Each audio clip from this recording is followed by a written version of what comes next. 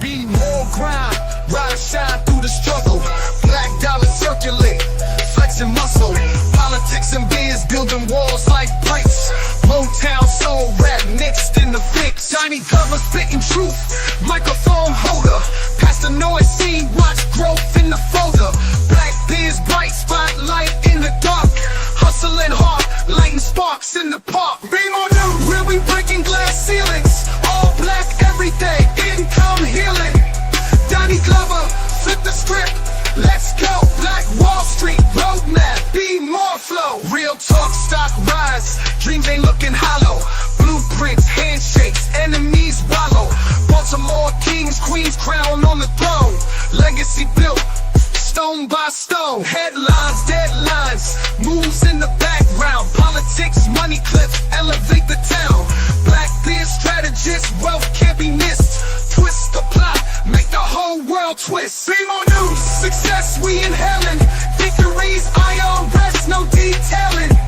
Doni Glover, rise to shine, let's glow. Focused on GDP is $23 trillion.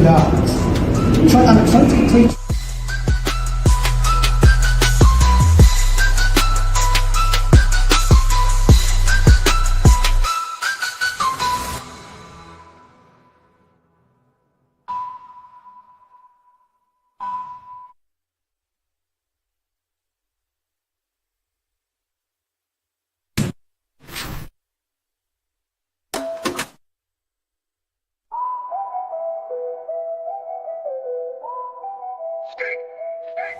Be more grind, ride shine through the struggle.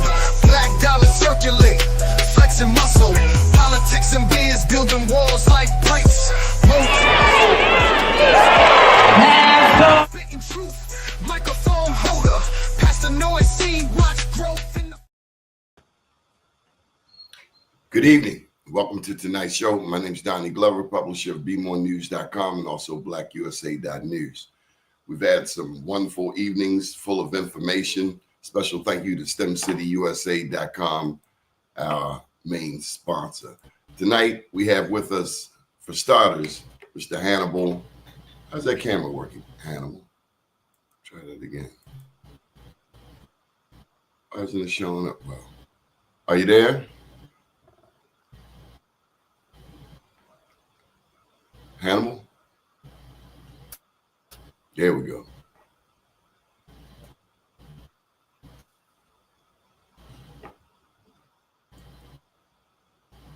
So let me give him a proper introduction. Let us know when you can hear us, Hannibal.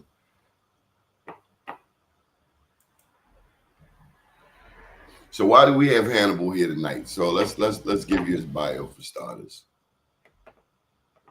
Harvard Law School graduate, author, attorney, consultant specializing in diversity, equity. I'm here. And inclusion. Can you hear me okay? Are you there? Can you hear me okay?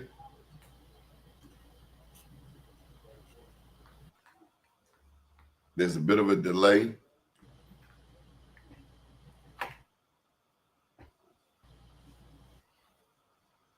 We can solve this. Hold tight.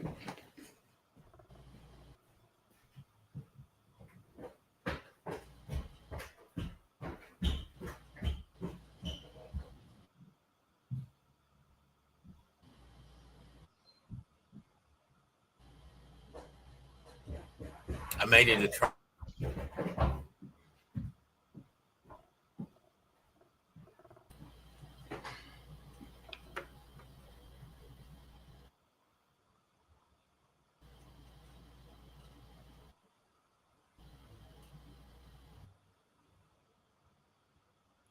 I'm going to call you if you can hear me, Hannibal.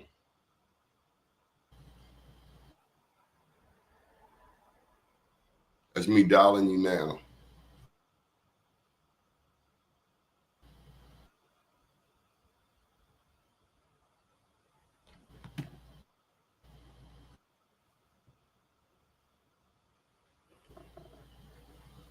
Hannibal, can you hear me? Are you there? Pardon me? come back to the screen. We'll do the audio this way, okay?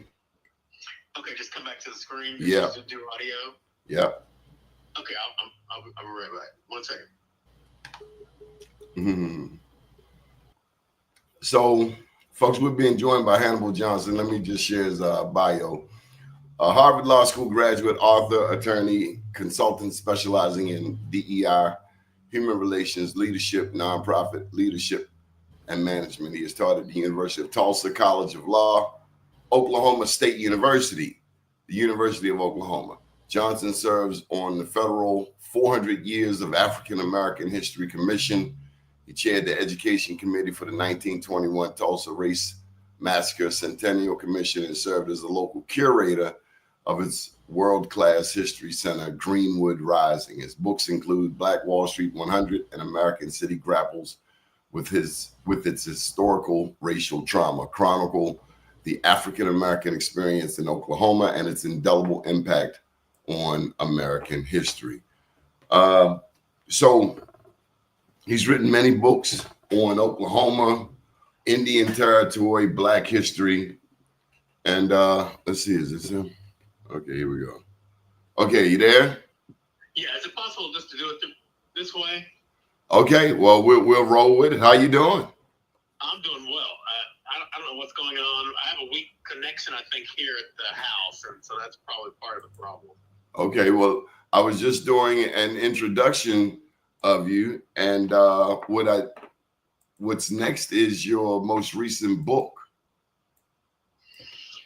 Yeah, the most recent book is called 10 Ways We Can Advance Social Justice, and the subtitle is Without Destroying Each Other.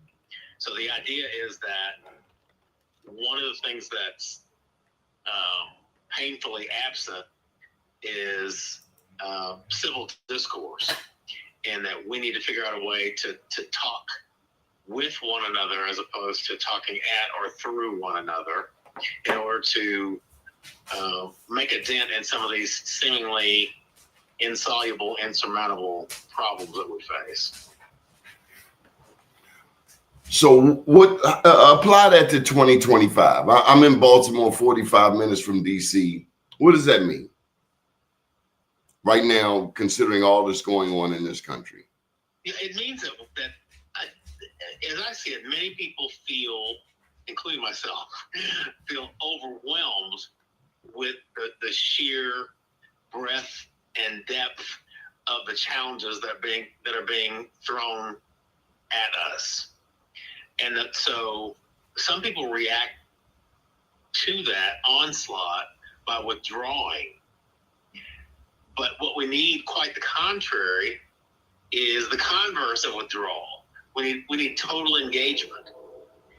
And so the book is designed to help people understand that there are very simple ways that they can engage and make incremental, meaningful change over time. And it starts from the premise that there are 3 macro ways to do that, beginning with introspection, looking at self and the folks that one surrounds self with, looking at engagement, how you're connected to the community, and looking at advocacy, how you are working to change substantive, systemic policy that really matters in the end. And that's particularly apparent at the federal level.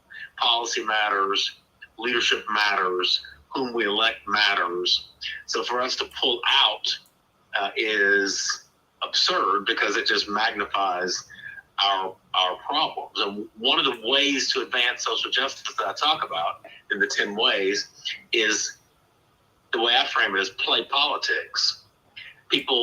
Some people tend to be averse to what they consider to be politics, but my view is either you play politics or politics plays you. You can't opt out. You don't opt out. Either you play or you're getting played. And so you have to figure out ways to influence the politics around you. And that's not just at the federal level. It's at the local level,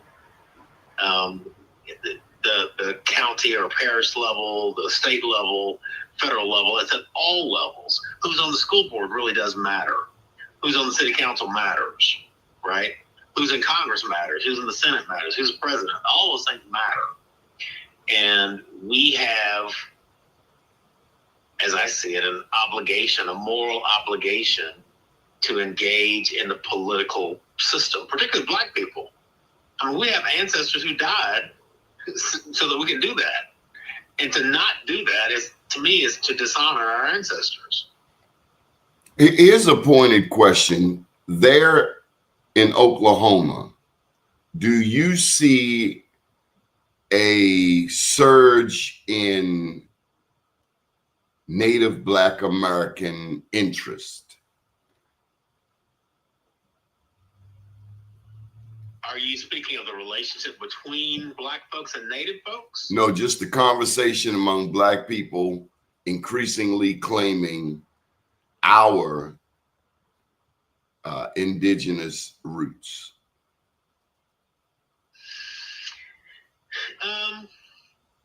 Well, that's a tough question because I, you know, like most people, I engage with a rather discrete group of folks on a regular basis, people I think I know on a deeper level.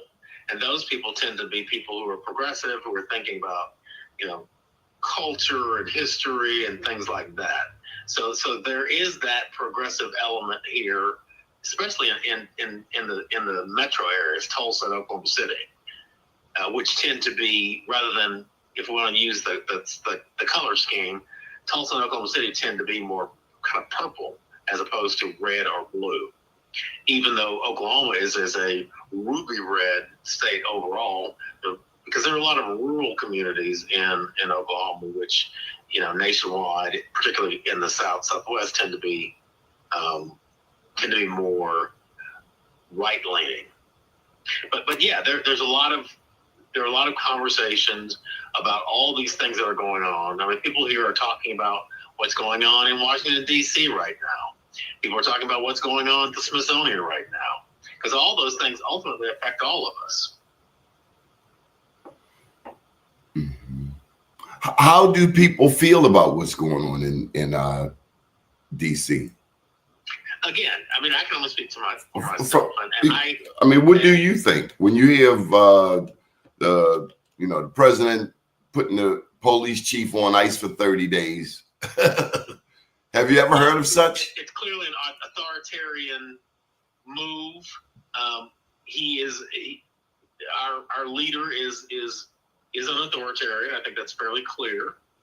He is a narcissist. I think that's fairly clear. He does crave power. I think that's fairly clear. And so to deploy the National Guard in D.C. under the pretext of this, you know, emergency crime wave is demonstrably false.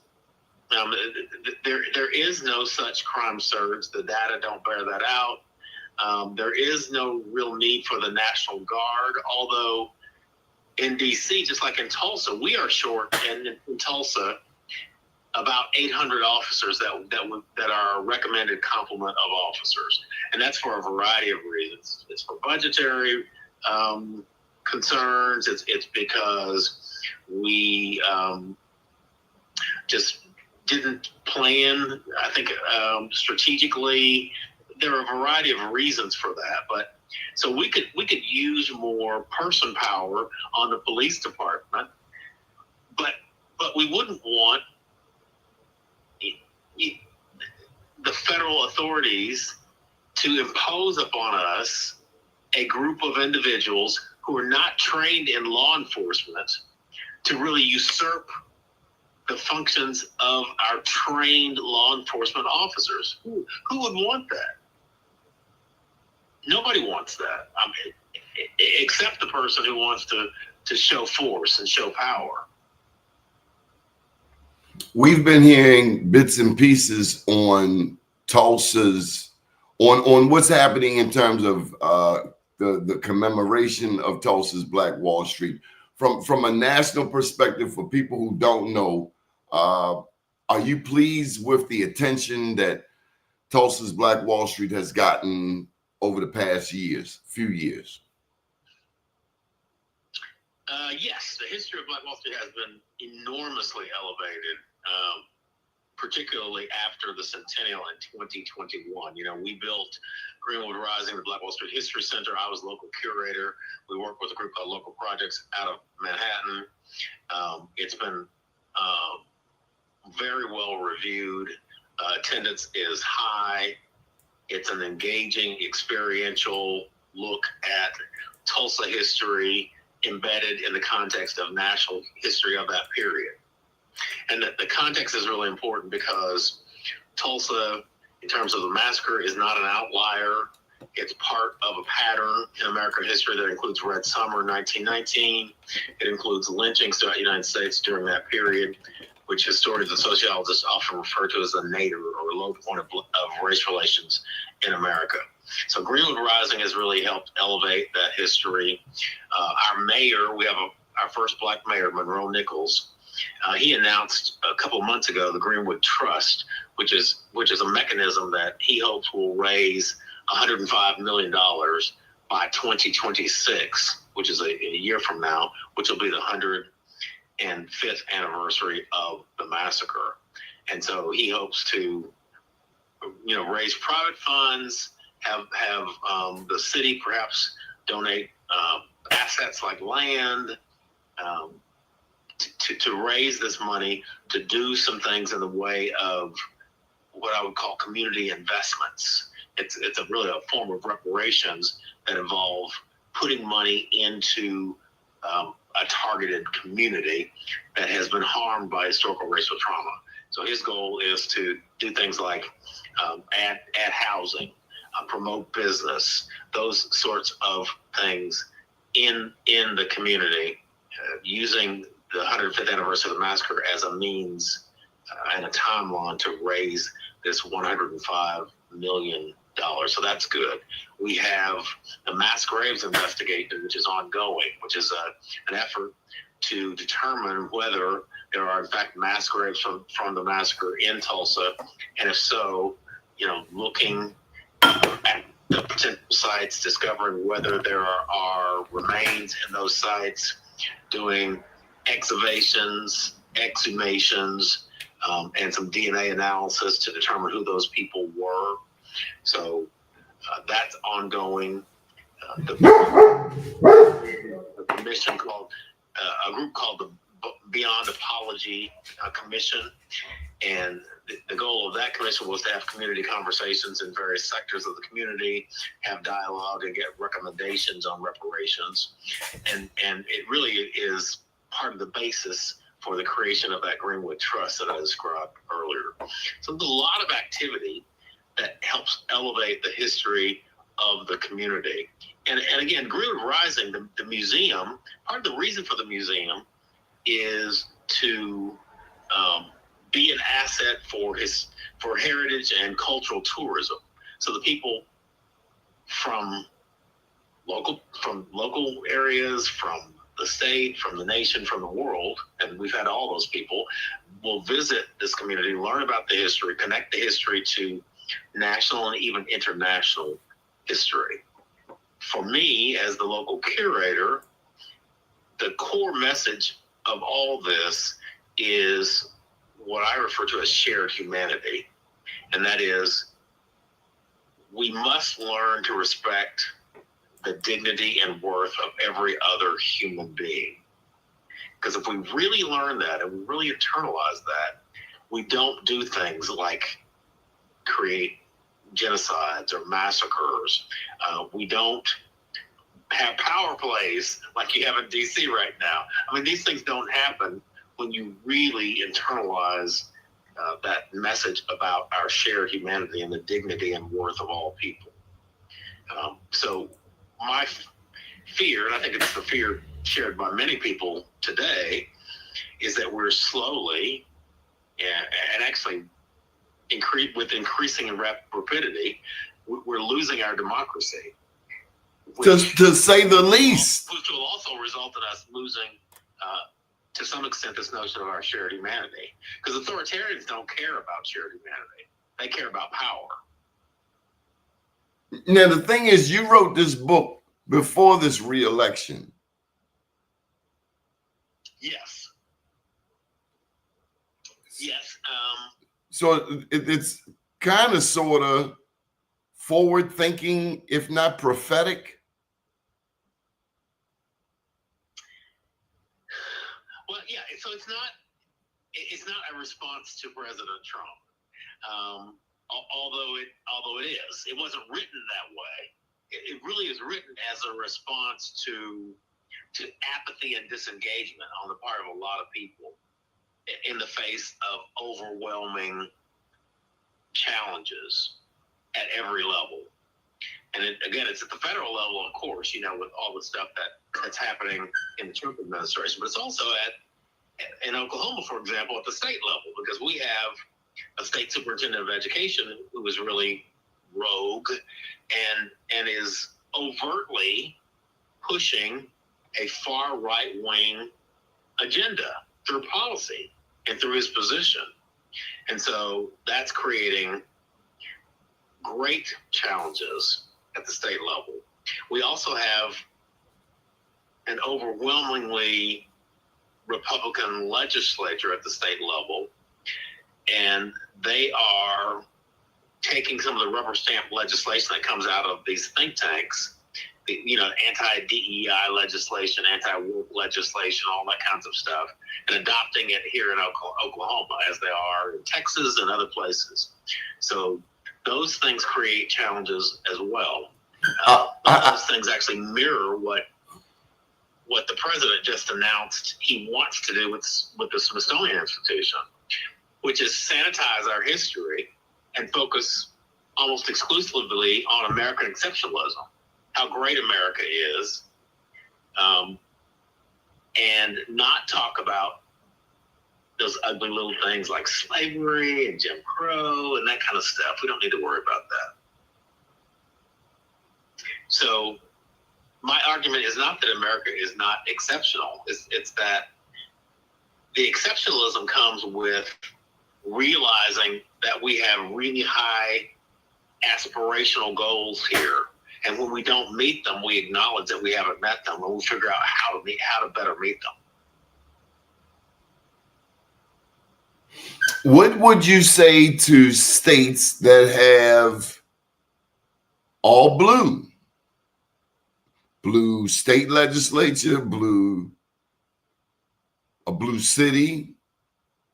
And I am talking about where I live, Baltimore, 9-1 Democrat, state of Maryland, 2-1 Democrat, black governor, largest black caucus in the country of state legislators. What would you say to them from a, outside observer perspective, one in a red place? Well, I would say that I really admire your governor, Wes Moore. And I would say that the challenge for Democrats and independents and people and Republicans who are not supporting the current administration is that, unfortunately, at the federal level, people in his party are supporting him, irrespective of some of their individual beliefs. So they're acquiescing and allowing him to do whatever pops in his mind, which just emboldens him more and makes it harder for other folks to function. And so I would imagine that a lot of people in Baltimore, for example, feel like they're always playing defense. They're always fighting something that's coming at them, right? Instead of being creative and coming up with affirmative things to do. Because it's imperative that you challenge the negative things that are coming at you and disable them to the extent possible. And I think people get frustrated with, if we're talking about political parties, the Democratic Party, again, at the federal level, thinking, well, they're not doing enough. They should be doing more. Well, they don't have the power at the federal level in Congress. It makes it really difficult to challenge some of the things that are happening because you just don't have the numbers. You don't have the votes. I suspect that in the state legislature in a place like Maryland, you're probably not beset with some of the crazy legislation that we get here. And you probably are able to do a little bit more affirmative, progressive policy making. But here, again, in a place like Oklahoma, where it's so overwhelmingly at the state level legislature, so overwhelmingly Republican, it's just a matter of trying to fend off some of the more offensive things that are happening. Are you optimistic for the country? Well, I will quote Dr. King. It's always a good idea to quote Dr. King, by the way. Dr. King said, "We must accept finite disappointments, but we must never lose infinite hope." And that sort of sums up my position. So I know that there'll be disappointments, and I know that the pendulum swings. And so, yes, I am optimistic. I'm not stupid, and I am a realist. But I'm optimistic that in the long run, it's the whole sprint versus marathon metaphor. In the long run, some of the stuff will even out.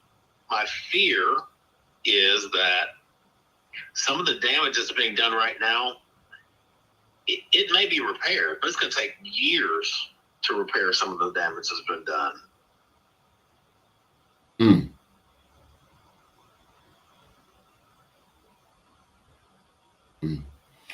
Well, thank you for joining us. How can people catch up with you?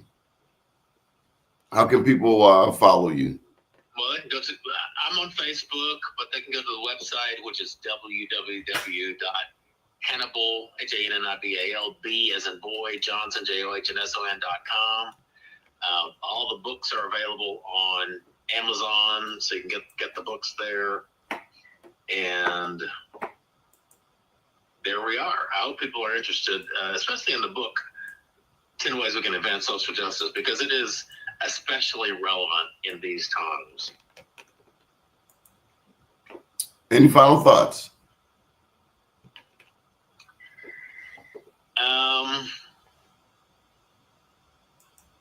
My plea is for people to engage. Yeah, as Arthur Ashe said once, start where you are, use what you have, and do what you can. So you don't have to engage at a high level. You can start at a small level, neighborhood, community level, but get involved, because the only way that we can change things ultimately is for everyone to get involved and to really care about that notion of shared humanity. Good deal. Hannibal B. Johnson, thank you for coming through as always. This has been a very momentous week for us. We've been having a discussion about Black Native Americans, about Indigenous. We find it increasingly we want to know. We as the people of the darker hue, are we? Who are we? Are we Hebrew? Are we Black Native American? Are we Moors? Are we a combination thereof? That's what we've been posing, and we've been finding that more and more people are having that, are raising that question. What I've also found is a certain group of people that try to run with that in the wrong direction. But as I was reminded today, that the truth needs no support. Right. I am more focused not on who we are, but what we are doing. Could we put, from a national perspective, a dollar amount on the type of money that has been invested back into what happened in the Greenwood district? Are you pleased with is there a dollar amount that we can all say that we should know about, we should be pleased with since the centennial? Well, we raised $30 million in connection with the centennial to build Greenwood Rising, to do some other things. That's beautiful. Yeah, and so That's beautiful, brother. and then the mayor with the Greenwood Trust, again, he wants to raise $105 million by 2026. That's by beautiful. 2026. So if that happens, it won't all be cash. I mean, it could be cash, could be land, could be other things. But if that happens, that's huge. Hannibal, how does that feel? I mean, you've been working, you've been writing. You were writing about this. I don't know if you started your well, I would imagine not. The centennial, I would think, is a plus for the work that you've done. But you've been on this for a long time, and yeah, I started working on this history in the late 1990s. So, but 30, 35 years ago. how does it feel? Progress is great. I mean, I think it really feels great to make concrete progress. But that's why Greenwood Rising is so important. It is a physical space. It's substantial. It's highly regarded. It's on the map for tourists, and it shares this history in a contextualized way. So that's really important. The other thing that's been really important to me is curriculum. So we've over the years gotten this history better infused into the curriculum, particularly at the local level, but also at the state level. Curriculum's important because it has generation spanning effect, right? We want everyone to know this history now and going forward, generation after generation. That's why what the president, and it's part of the reason, what the president is advocating with regard to the Smithsonian is so foolhardy and tragic, to pretend like certain things in our history sort of didn't happen, or some people in our history are less important than other people, or that only white males had a significant role in fashioning our nation. That's absurd. I mean, it's so absurd and offensive. Hannibal, I gotta ask you this one question. There are many of us just becoming aware that Tulsa's Greenwood district was not the only Black community. How many others in Oklahoma were there? So Oklahoma had a whole bunch of black towns. These were mostly rural, mostly agrarian spaces where Black people congregated and had leadership roles in a segregated era. The idea was, for some of these folks, Booker T. Washington, the notion that if we could inhabit a space, govern a space on our own, and survive economically, then we would be able to demonstrate to white people that we are, we're as good as they are, and then perhaps racism would abate. That's the kind of fanciful notion that some people had at a different time in our history. We know that didn't really pan out, but these places, these Black towns, were proving grounds. They were opportunity centers. They were escapes from the racial crucible that existed in other places in the United States. And again, they were mostly formed between 1890 and 1910. They were mostly agrarian. So changes to the industrial era, changes in social, political policy, all those things really were devastating to the Black towns. We have about 12 viable Black towns still existing in Oklahoma. They're working together. We just created an Oklahoma Civil Rights Trail. The towns are on the trail. I served on the 40 Years of African American History Commission at the federal level, and we provided money to mark the trail. In fact, I was just at a marker placement yesterday. So we're marking these places on the trail. The idea is that one of the things that these towns can do, the ones that are still viable, is take advantage of the interest nationally in heritage or cultural tourism. And so the creation of a trail allows people to know that there's this collective of towns, visit these towns.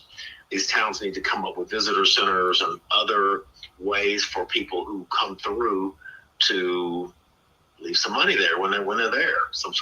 Do a little bit of commerce, and that will help the town at least marginally.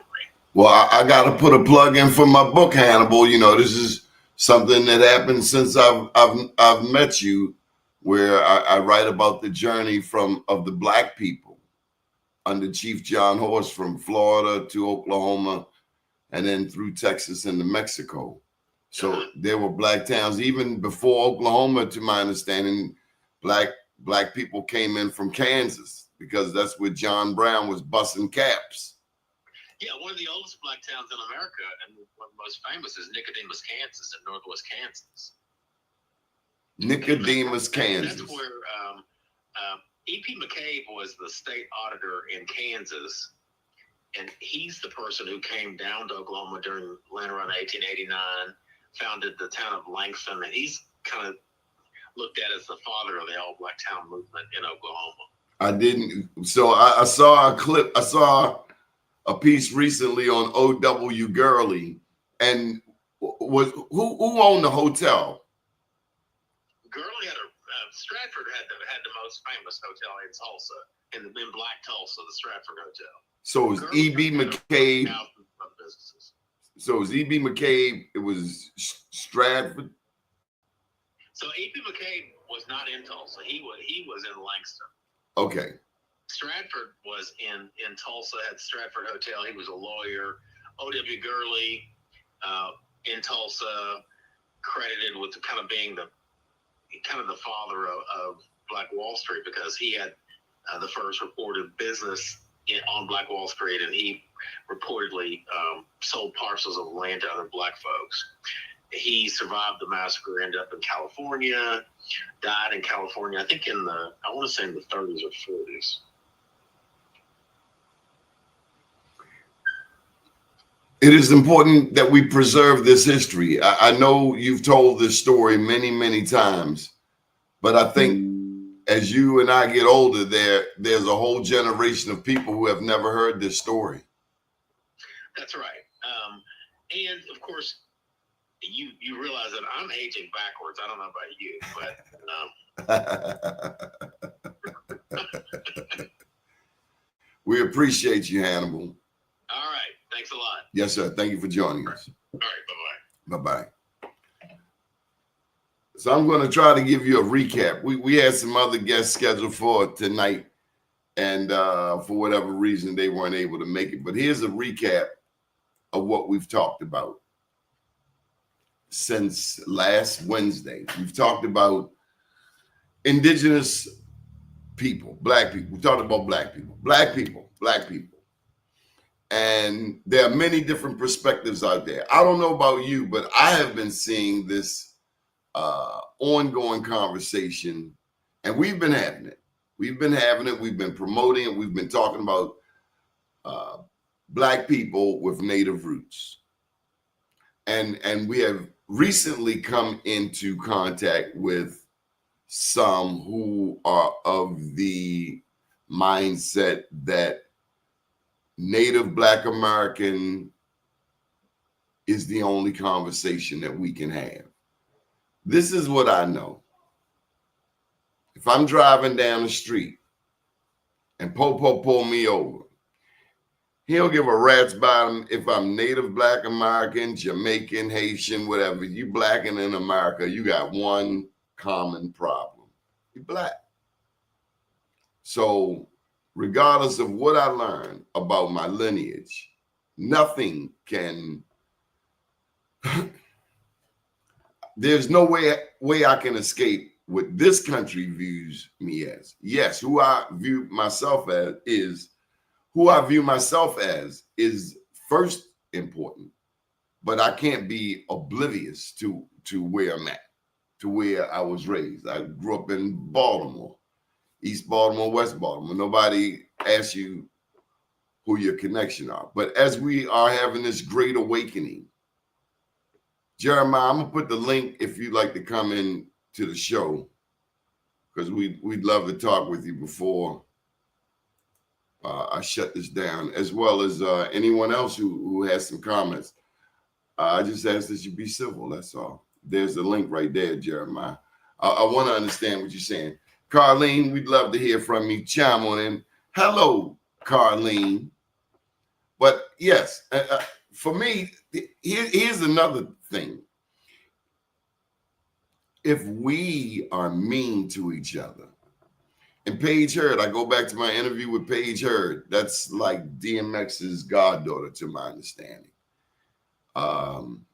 Paige Hurd, she talked about how if you are Latino, Black and Latino, Afro-Latino, and you bring that up in your conversation with your friends who may not have, or are even knowledgeable about their Latino roots, then to bring that up, there's some type of shame. And we don't necessarily mean it in a negative way. That's just how we can be. But as we grow, as we evolve, as we spend more and more time together, we have to respect each other's differences. And I do think we have a lot more in common than we have separate. So if you want to get separated over who got off on what boat stop, go ahead. But I'm looking to build alliances, build an understanding, contribute to this great awakening. There are some people who have Native American roots who are Black and know nothing about it. Yeah, we want to encourage them to find out all about it. But there's no way I can separate myself from the struggles of people that look like me all over the world. From South America to Asia. And it has always, since I was a teenager, it has always been imperative to me to know something about the 54 countries in Africa, from Cape Verde and Madagascar to South Africa to Libya, Mauritania. I tell you, when I first learned about the Moors, I was blown away. And let me just say this. You won't catch me on here intentionally cutting up with anybody. Yes, we like good radio. We like good broadcasts. We like things that contribute. I'm not on here to be to beef with anybody, and certainly another brother. We're gonna go our separate ways, but we're not using these platforms. We see too much of that. It's not happening here. 60 years old. I'm a grown man. We can do that somewhere else. But I am about my work as a journalist, as a media person, to bring these topics to the forefront. Who are we? And I still pose that question. And I think what Tiger Davis said last night was so profound. He said, we are who we say we are. If I know, I got Blackfoot Indian over here and Puerto Rican over here, Latino, in other words, or Afro-Latino, then I'm both of those things. I cried when I saw Africa. I was in Jordan in 2002. We were going south in Aqaba. We toured the whole country with Arthur Murphy, Billy Murphy's late brother, making a right turn in Aqaba. And somebody said, there's Cairo. And I said, where? There's Egypt right there, right across the water. Man, I broke down. Yes, I did. I've been wanting to see my mother for, at that point, 35 years, all my life. I saw Africa, yeah, it brought tears in my eyes. I can't speak for you. That's what I think we have to value Africa. Yeah, of course. I'm all for everybody. Be for who you are. Admire who you want. Love who you want. But we live in a country. I live in a city. Baltimore is the home of segregation. Baltimore is a 9-1 Democratic town with nothing but black elected officials. Maybe they should be more Trumpish, demand more. But I tell you something that divides us: class. Because you got blacks that make a certain amount of money that really don't associate with blacks that make this amount of money. And all of that in there, that's where the gap is. Because people that make that certain amount of money, they live up there or over there. And ones down here live over here.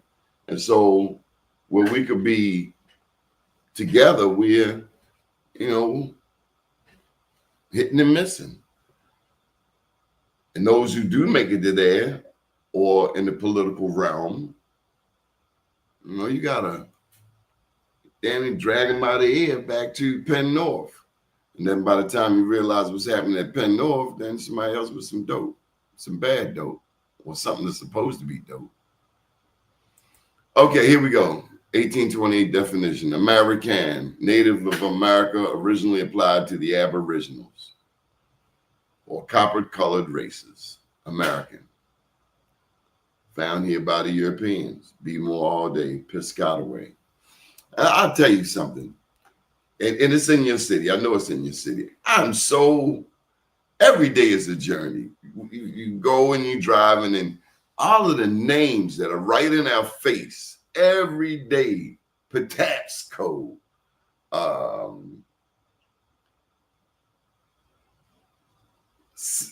Sequoia Road, Sequoia Avenue in Northwest Baltimore, Powhatan, Northwest Baltimore, Ashburton. So many names are right in our face. I got to go back to these pictures from last night because they are just astounding. If you haven't seen them, let me just share them with you. Abe Lincoln would be shocked. I'm going to get back to you. Give me a second. I just got to get this up here. Did I get it?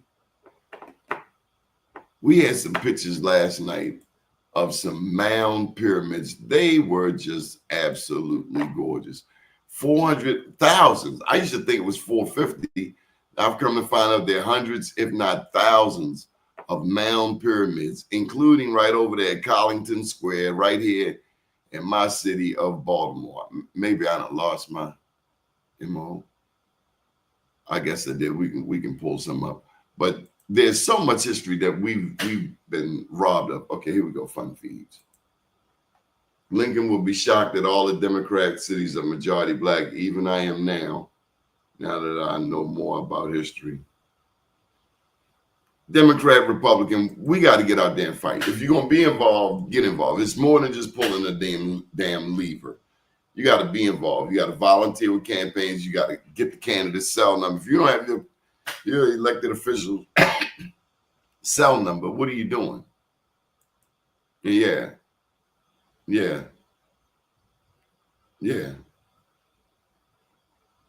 A lot of times we take on the mindset of those who are doing wrong by us. So when we do finally get into power, we start acting like the very people who we were mad at in the beginning. So we become like those who we despise. But we have to get involved. We have to build alliances, and we have to teach our children more. And we got to teach basic respect. Now, I grew up in an era where you had to show respect. Yes, sir. No, sir. Yes, ma'am. No, ma'am. Thank you. You're welcome. Please. Excuse me. I don't know what we've become today. We got to get back to some basic self-respect, self-included. Starting with me.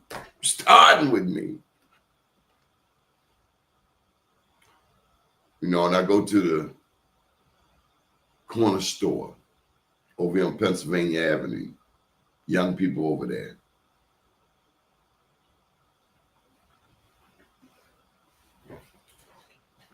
I thank God for them. I wish better for them, but the best thing I can be to them is an example. And one by one, I have seen young people, young black men, young black women who would otherwise be standing on a corner, get a job. And next thing you know, you don't see them for 2 years. And you see them again and they just zipping through. And I tell you something else. For those who have been trapped in a cycle of poverty, when you do get a chance to go somewhere different,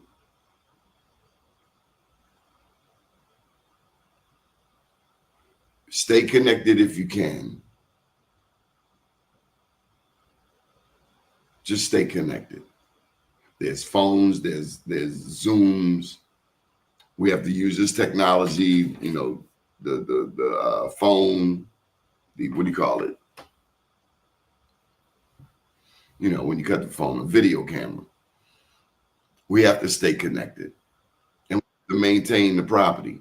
There we go. Man, I thought I was about to get up out of here. Man, listen, I've been trying to get in for the longest time, man. Man, I've been waiting for you for the longest time. Oh my God. Ooh.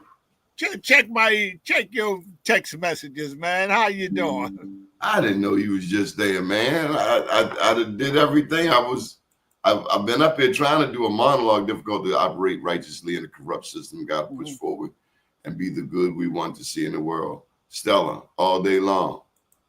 How you doing? Pretty good, man. Pretty good. See, I know you as delegate.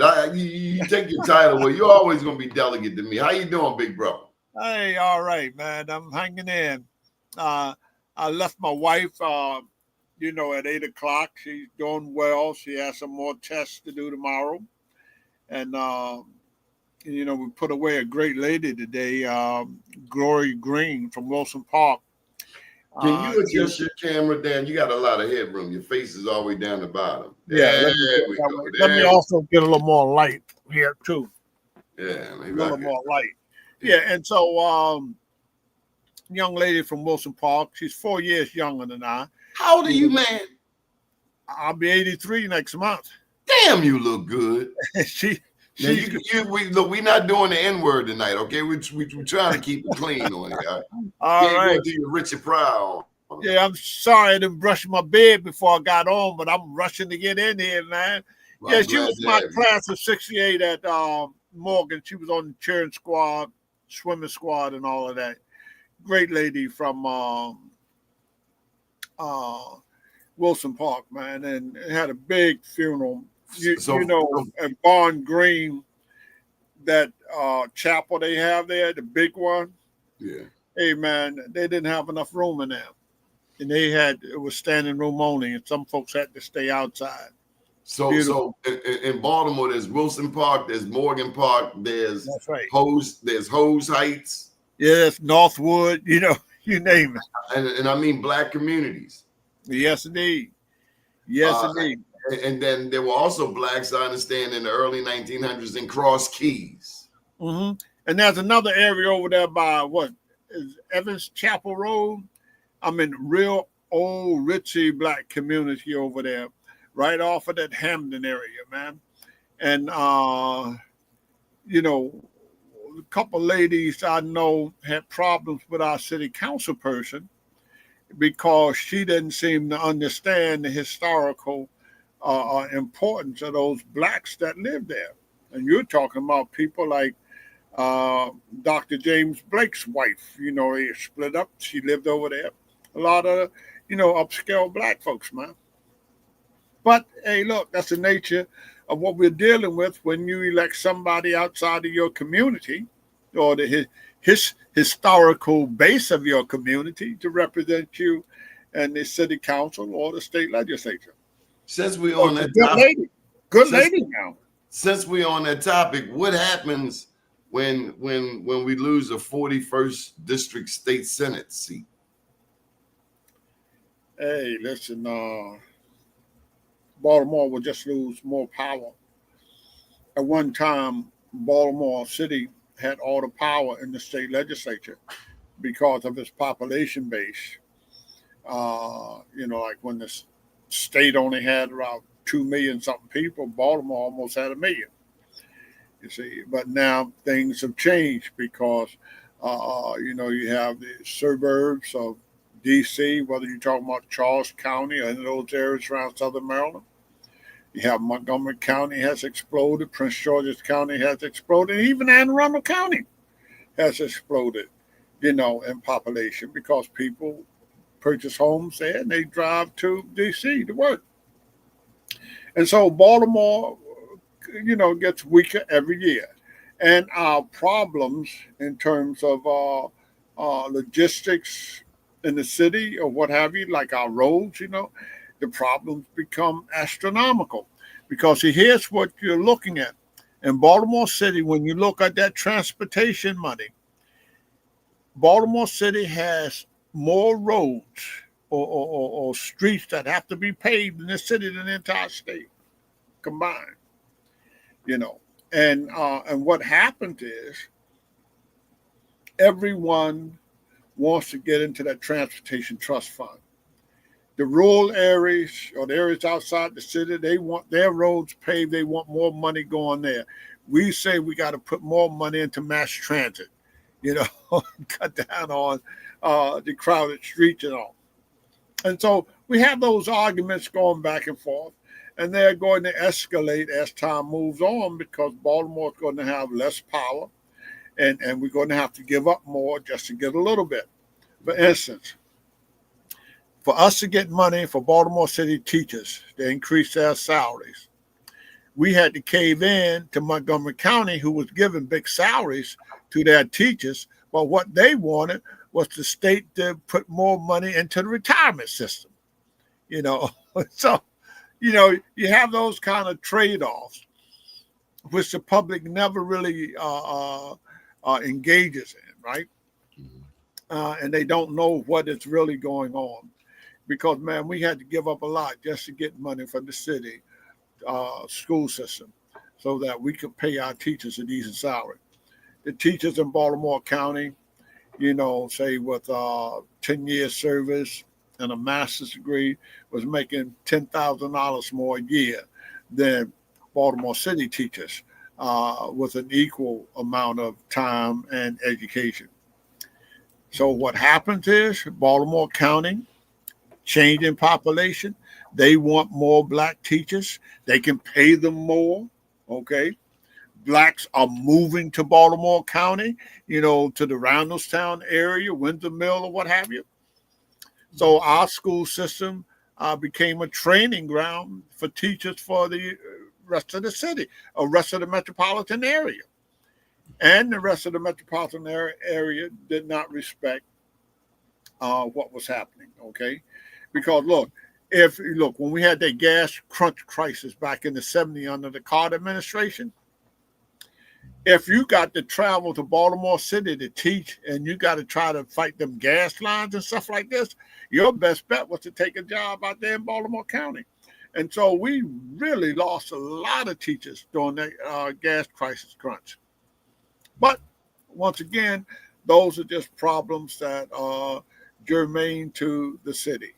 This is why we have to find some ways to get more of our employees in the city to move back to the city.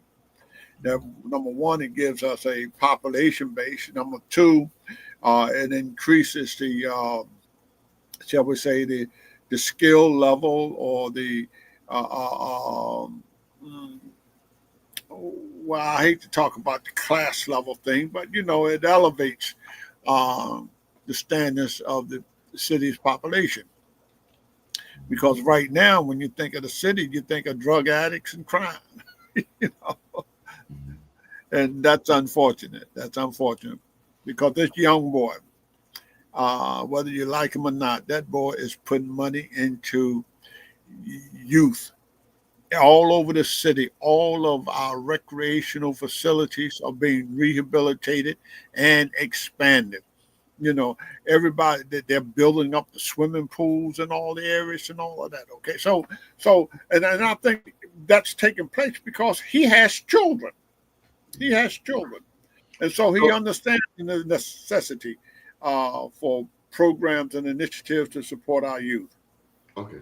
There Listen, you last night we touched on a number of topics, and I Yes, yeah. wanted to get your feedback. We talked about everything from mound pyramids to your ancestor. I think you talked about your grandmother, who was full blood Native American. What did you learn last night? Well, you know, I'm not sure whether I say, I learned anything, but I was reawakened. Let me put it that way. I was reawakened because you can get, begin to travel in a certain way, and then you begin to change your whole perception of what you should be doing or what have you. And hey, man, I was reawakened there last night because, man, people were talking the same way we talked back in the 60s and the early 70s or what have you. And I will never forget those periods. But once you go inside the system and you begin to compromise on who you once were, okay? Because in order to get things done, you've got to work with the people who are in control. And before you know it, you're no longer who you once thought you were. When I heard that brother talk last night, Tavis, and his mom, it just simply shook the foundations of who I am today, and I really appreciated that because, look, all last night, man, all I was thinking about was, dang, have I changed this much? I know I still believe in the things that I once believed in, but have I compromised on those things? Just to, have I gone along just to get along? And all of those things began to, shake the foundation of my perception of who I am. And that was a good conversation because, I think I grew a little bit after last night. I think I grew a little bit because it brought back memories. Look, when I say compromise, check this compromise out. I agree with Russell Means. Now, I don't know whether you know who Russell Means was. He and Dennis Banks headed the American Indian Movement, or AIM. They had that, 1,000 miles march to D.C. back in, 69 or something like that. And they led the struggle for the Sioux. And Leonard Peltier and a few of them went to jail. Okay. But at any rate, I was very proud of the Buffalo Soldiers, and I was advocating, the extraordinary military prowess of the Buffalo Soldiers. And so Russell says to me, whoa, why are you doing that? All they did was to serve the interests of the Europeans to commit genocide against Native Americans. I said, wait a minute, no. The Buffalo Soldiers, they were more human. No, they was part of the, no matter how you try to explain that they were more humane or this or that, they were still part of the military force, and they facilitated the genocide against the Native Americans. And no matter how you look at it, here I am today, just completed the 25th anniversary of the Buffalo Soldiers banquet, where we paid tribute to Buffalo Soldiers. Now, where's my consciousness? That's what I have to ask myself. Where is my conscience? Have I changed that much, or have I caved in to the powers that be, or the dominant society? Because no matter how you look at it, the Black soldiers facilitated conquest all over the world.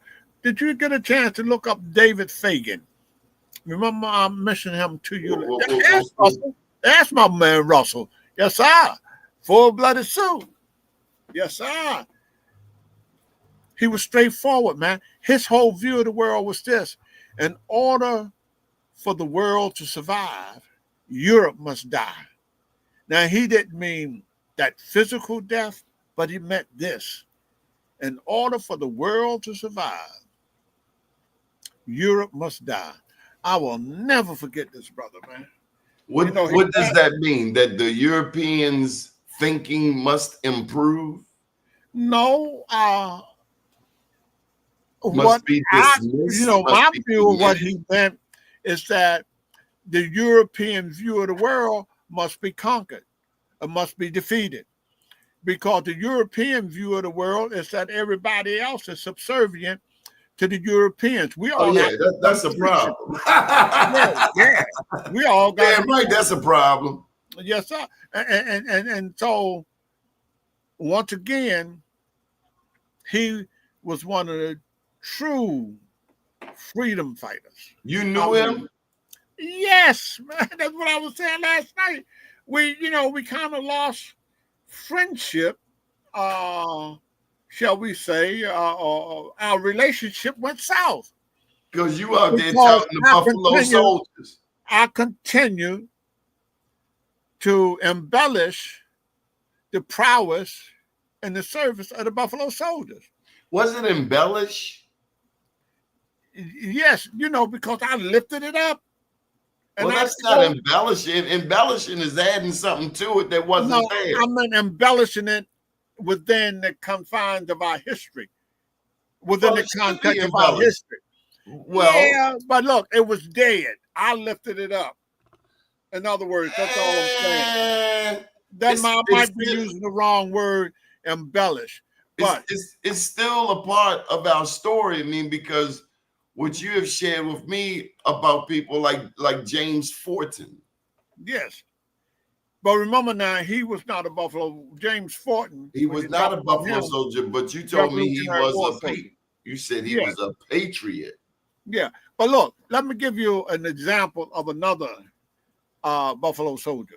And see, that's a perspective that, okay, I'm sorry. Go ahead. Yeah. Look. Try David Fagan.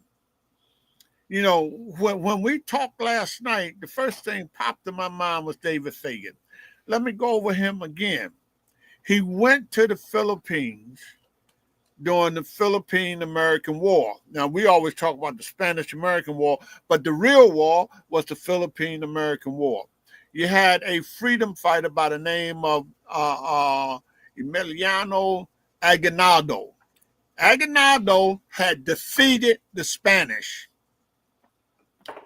Dewey was sailing to the Philippines to fight the Spanish. But by the time he arrived, Aguinaldo had defeated the Spanish. So what the Spanish do, the leadership of the governor sails out to meet Dewey and gives his sword to Dewey because he could not tolerate being defeated by these niggas, because that's what they call them. Okay. That's what they call them, okay?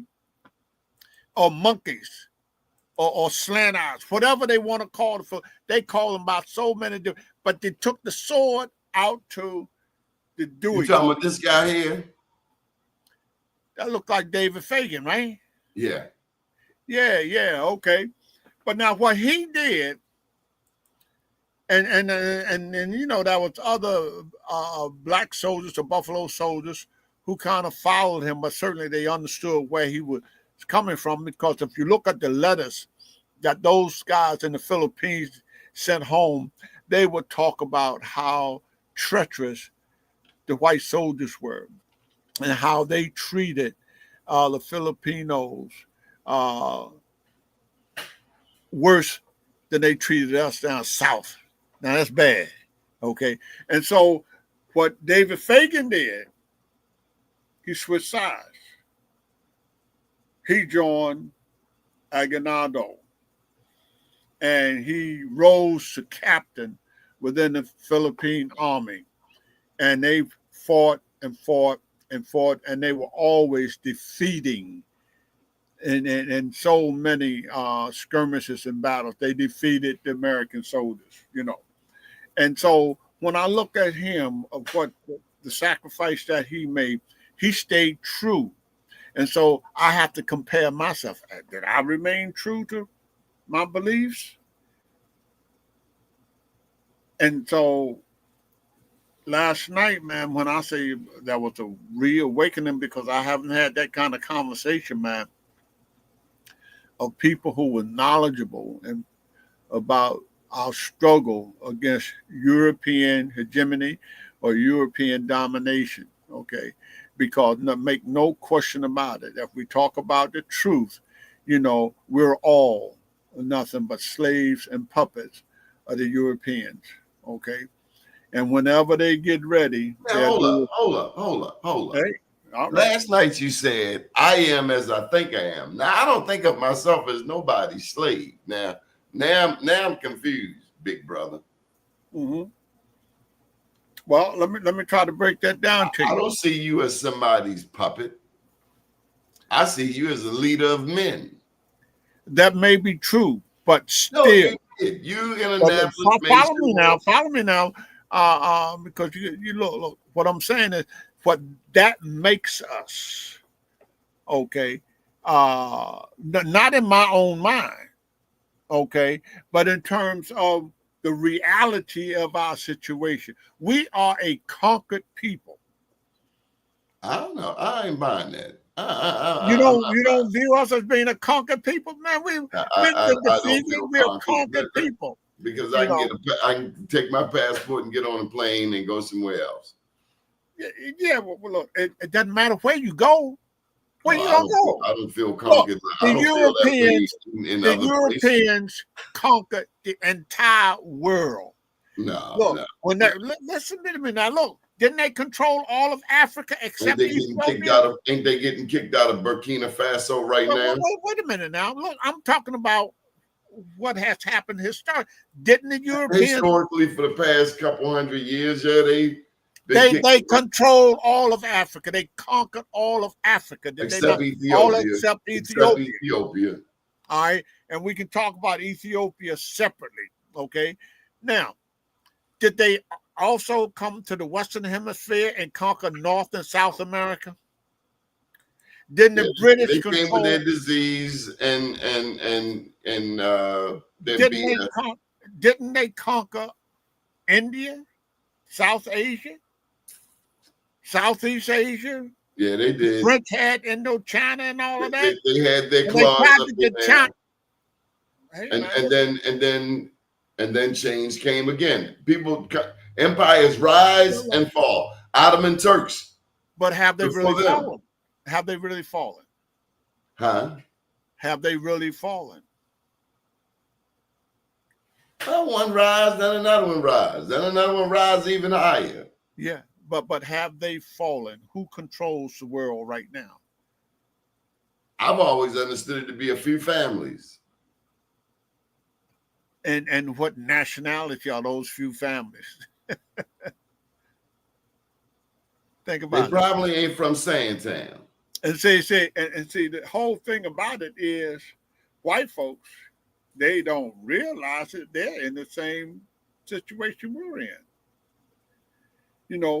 Because I see white people buying dope. Get into this talk about capitalism versus socialism and all of that. It's no different. It's really class.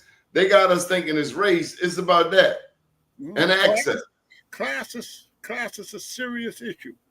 Okay, and we do it to each other, and sometimes our brothers and sisters get down to Annapolis and down to City Hall and get nude. Mm-hmm.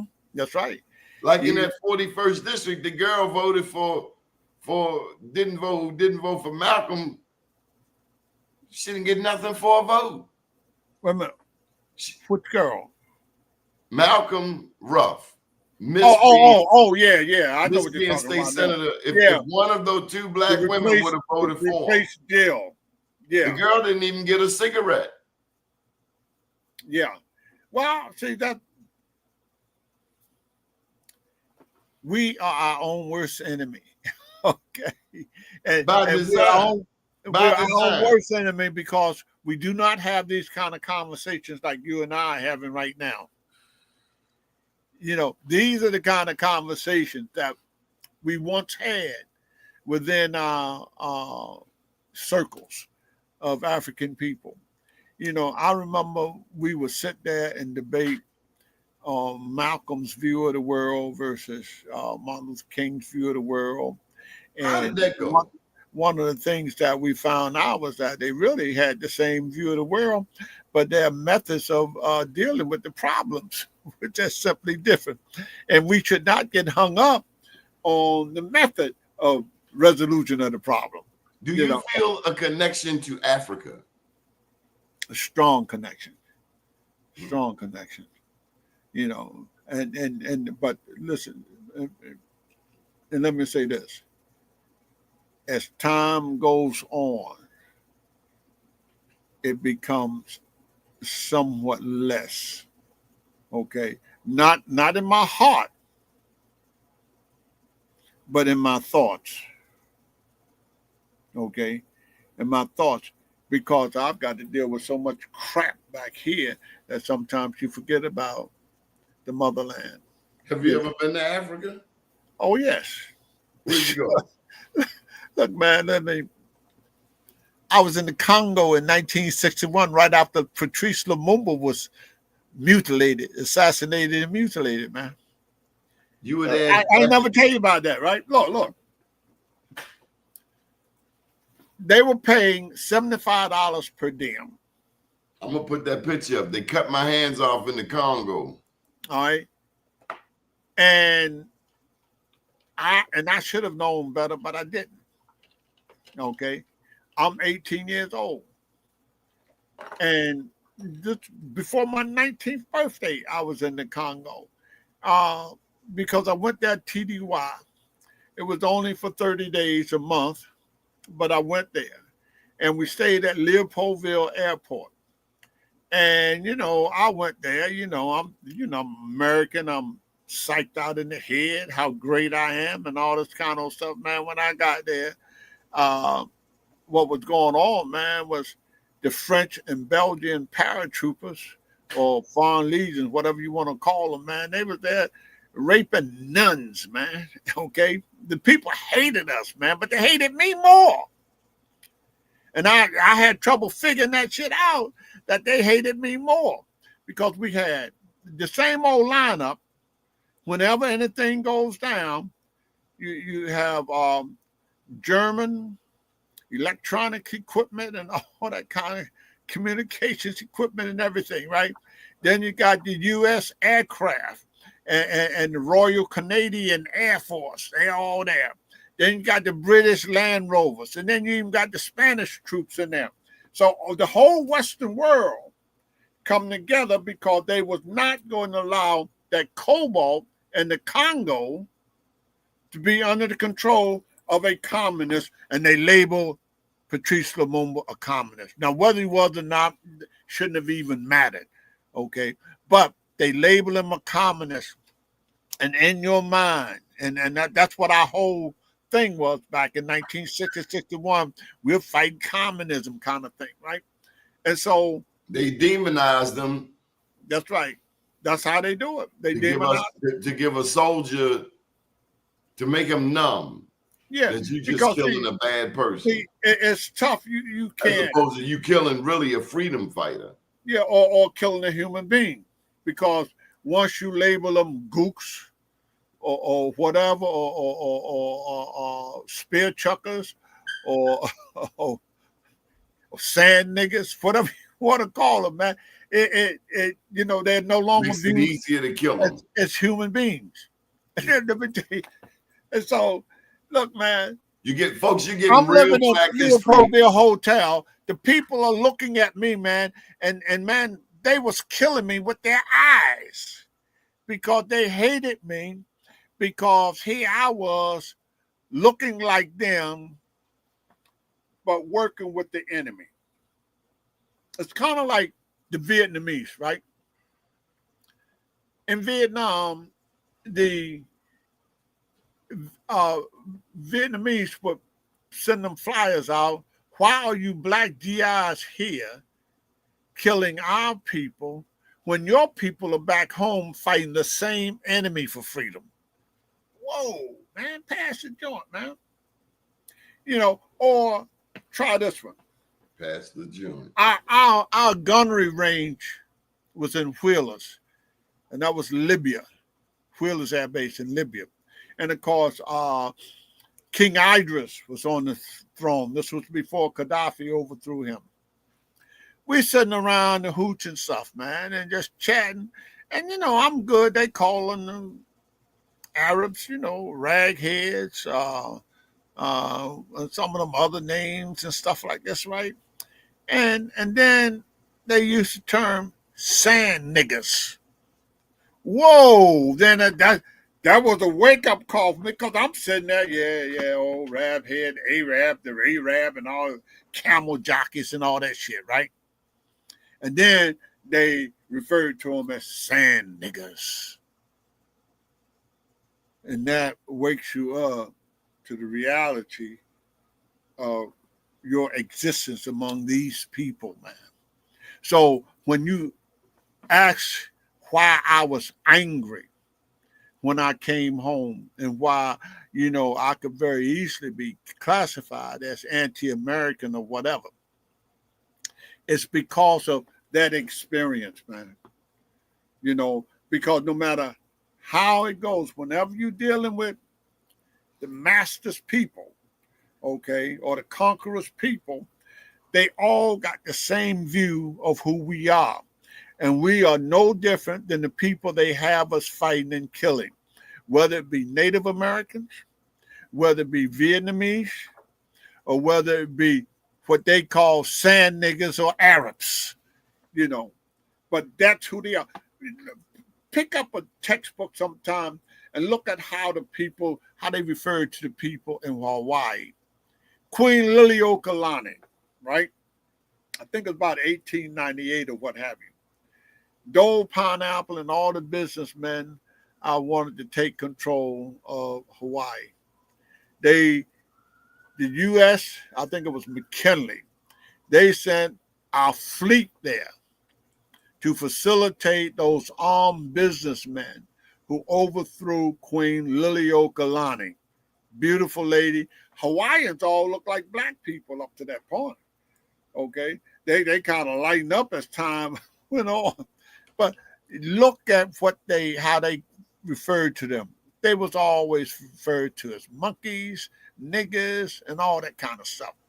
The language of the conqueror has been the same, whether it was Hawaii or whether it was the Philippines, man, I'm telling you, or whether it's in the Arab country, because we're all clustered together in the mindset of the conqueror.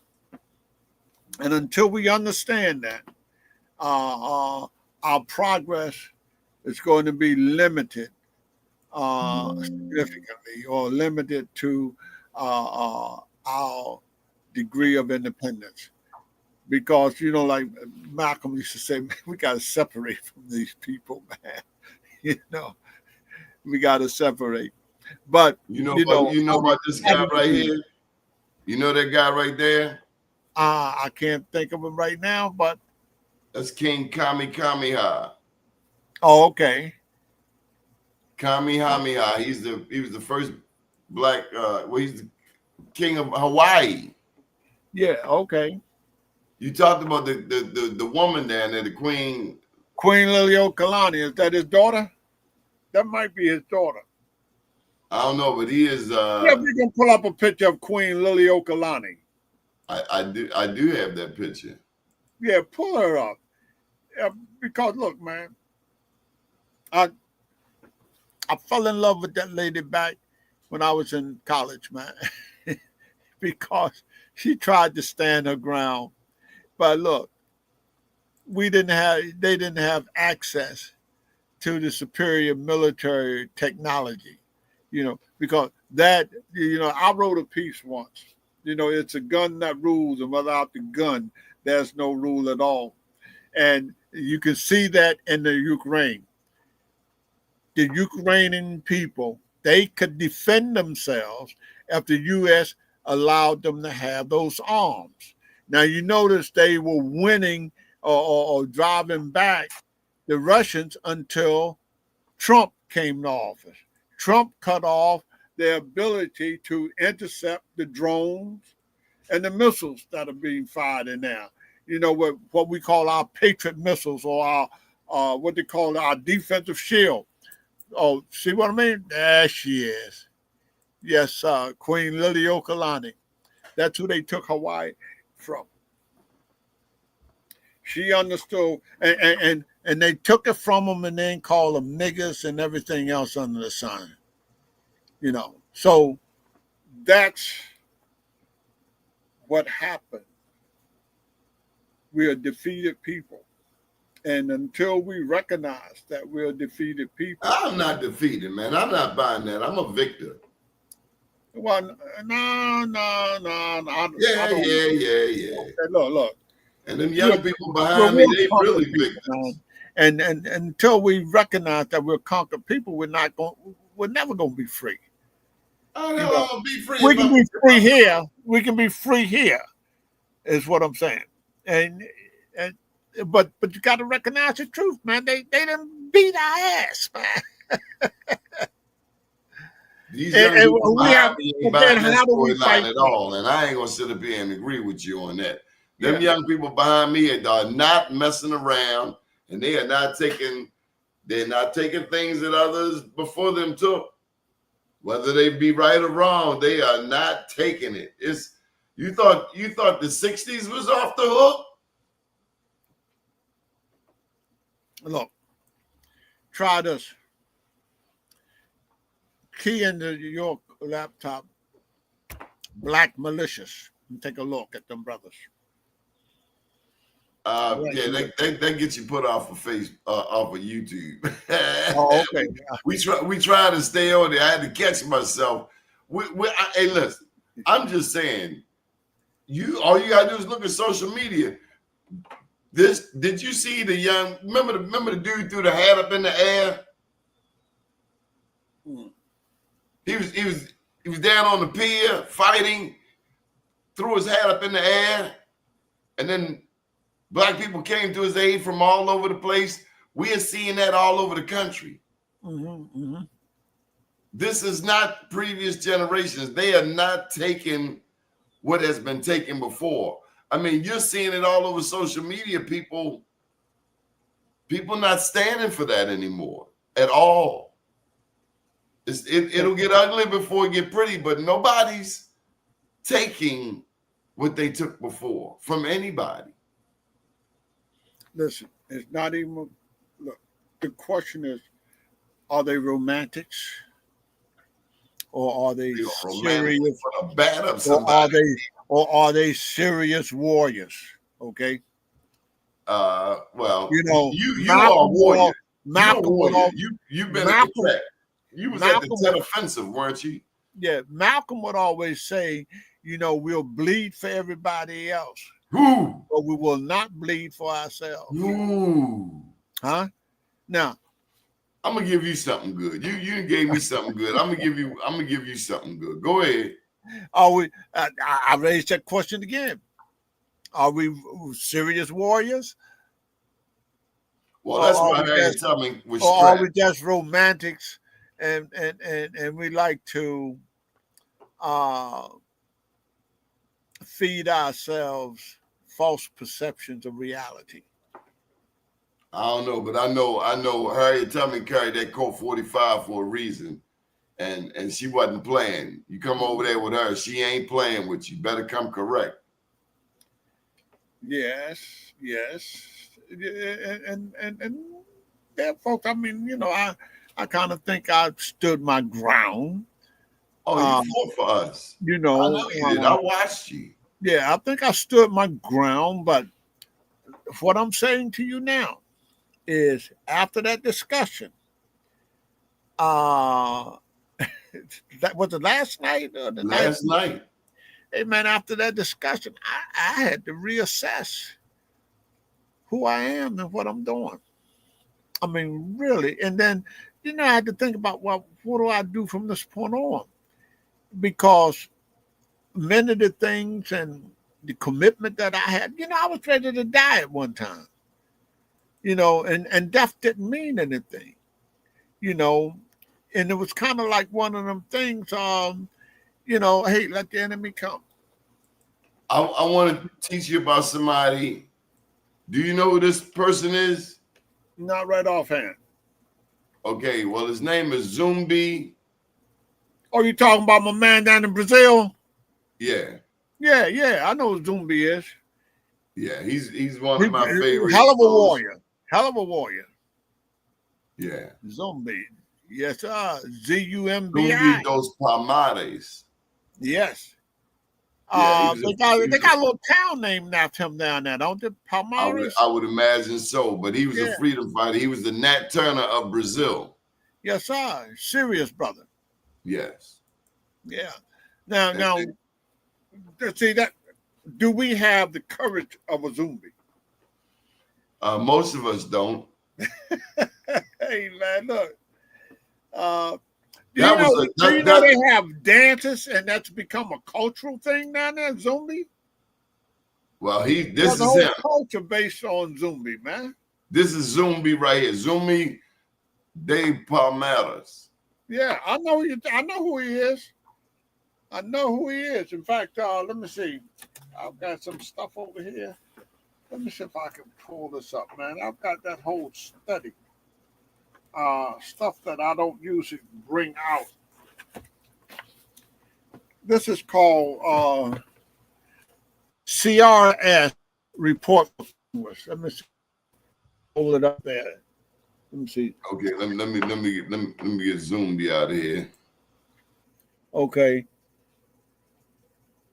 I don't know whether you can see that. Oh, here it is.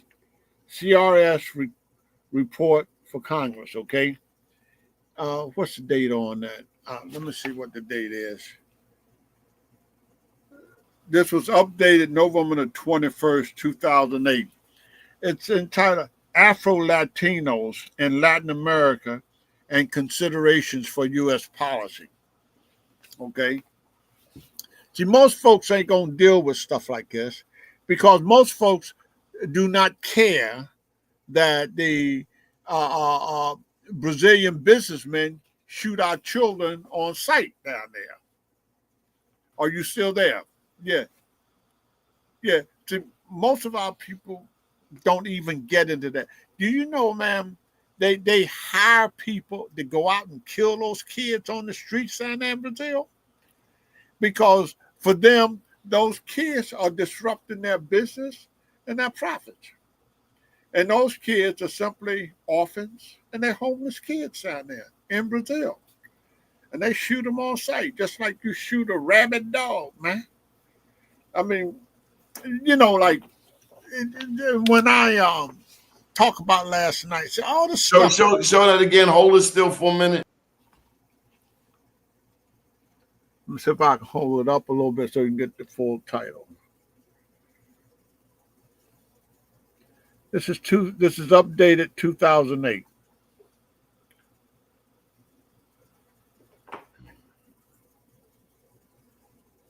Did it conclude? Talk to me. Yeah, at one time before I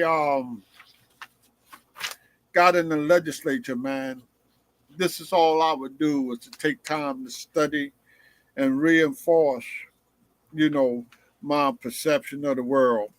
And I'd always have access to these kind of reports, right? Issues affecting Afro-Latino populations or what have you.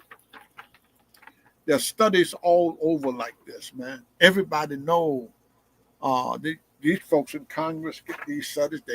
They know what they're doing, and they understand clearly that Brazil is really an Afro country. They know that before Castro took over, Cuba was over 50% pure African, you know. I mean, that kind of stuff. Because see, most of the slaves that was brought to the Western Hemisphere were taken to Brazil. That's why they went to Brazil. But in Brazil, there was a slight difference in their society because it was a Catholic nation. And the Catholics believed that the Africans, although they might have been, feared that they had souls. Here in North America, under the Protestants, you know, they did not view the Africans as having a soul. And so consequently, what happened is we were dealt with differently in North America and South America. And very few people, you know, one of the things that popped into my head again last night was how my people and my family viewed Haitians. See, down in that area, South Carolina and Georgia, you have people of Haitian descent. These were the people who were descendants of the Haitians who fought in the American Revolution, right? You know, because you always had them Haitians coming here to fight for the American Revolution. Some of them stayed here. And those Haitian people of Haitian descent saw themselves as being different than other black people. And down home in Georgia, man, the folks were really down on Haitians because they saw them as being uppity, man. You know, all of this stuff being uppity? Uppity, yes, sir. Okay. We're going to pick up this discussion at another time. I got to go and get ready. We got go on and get ready, man. Look. You bring on some great discussions, man. You hear me? We have. Yeah, but you're the lead now, okay? Because it's your time. I can only give you, you know, a little history on how I view things and like remember what I said to you, man. Well, we got some people much younger than me who are listening. I had to re-examine who I am or what I have become after that discussion last night. And I think that there was a time when I was doing that kind of re-examination every week, if not every day. Okay. And we were constantly reviving who we were or who we are or what have you. But, you know, after a long period of time, I have not engaged in that kind of introspective analysis until last night. Okay, well, go ahead and put your dashiki on. I'm going. I got to go handle some things. All right, brother. Take care now. Keep up the good work, Donnie. Thank you, and thank you to all of the people who tuned in tonight. Jeremiah Myers, or access your personal device. Fun Fees. Thank you all. Your dashiki on, or gotta gram some things. What'd you do? Okay, somebody added something in there. Much love and respect, Tiger Davis, the one and only. We love you, big brother. Thank you for being my friend. All right. Stella, thank you, Stella. Much love. Later and now. Everybody else. Special thank you to Dr. Tyrone Tabor. Please let me thank that man. He's opened the doors and put this whole show into the metaverse of STEMCityUSA.com. Doni Glover, good evening, world. Later now.